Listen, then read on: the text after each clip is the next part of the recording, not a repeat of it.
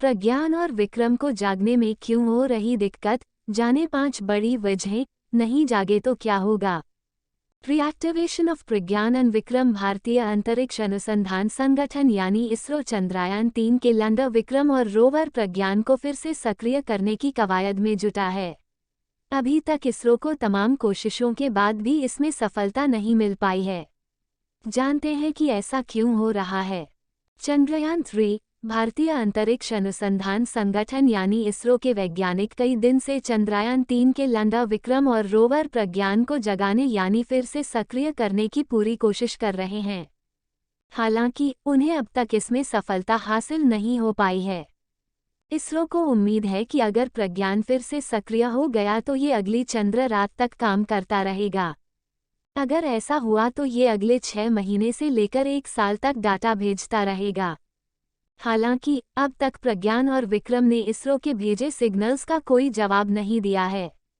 इसरो के मुताबिक प्रज्ञान और विक्रम को धरती के कमांड सेंटर से नहीं जगाया जाना है, बल्कि ये खुद ही चांद पर सूर्य की रोशनी फैलने के बाद सौर ऊर्जा से बैटरी चार्ज होने पर खुद ही जाग जाएंगे। बता दें कि इस समय चांद पर दिन है और धूप पड़ रही है, लेकिन प्रज्ञान और विक्रम की ओर से इसरो को कोई जवाब नहीं मिल पा रहा है। इसके बाद भी इसरो दोनों से संपर्क स्थापित करने की कवायद में जुटा है। जानते हैं कि आखिर क्या क्या कारण है कि इसरो की दोनों को जगाने की हर कोशिश अब तक नाकाम ही हो रही है। चंद्रमा पर पड़ती है भीषण सर्दी। चांद पर सामान्य तौर पर रात का तापमान -140 डिग्री सेल्सियस तक नीचे चला जाता है। वहीं दक्षिण ध्रुवीय इलाके में चंद्र रात का तापमान -210 डिग्री सेल्सियस से भी ज़्यादा तक गिर जाता है। इस भीषण सर्द मौसम में बैटरियों के साथ दूसरे पेलोड्स का बचना करीब करीब नामुमकिन है।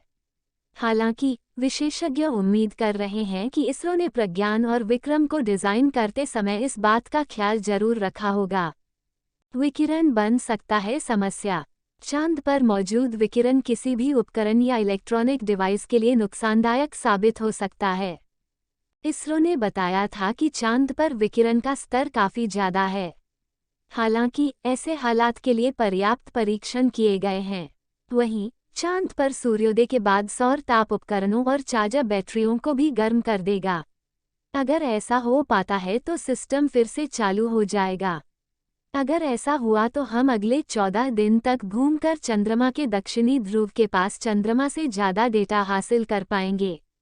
ठंड से टूट सकते हैं पेलोड।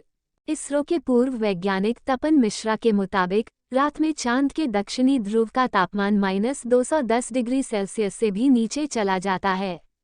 इस तापमान पर कोई भी plastic material, carbon power material और कोई भी इलेक्ट्रॉनिक आइटम सही हालत में बचना करीब करीब नामुमकिन होता है।